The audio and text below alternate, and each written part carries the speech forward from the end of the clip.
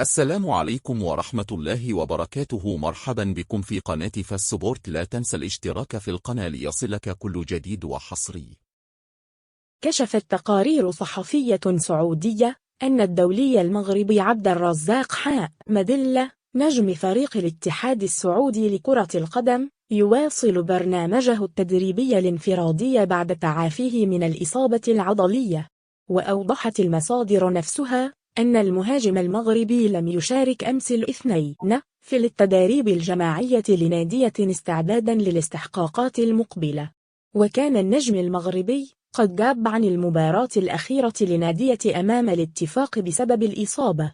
تجدر الإشارة إلى أن الاتحاد السعودي كان قد جدد عقد عبد الرزاق حمد الله لموسمين إضافيين، وذلك بعد المستويات المميزة التي يبصم عليها.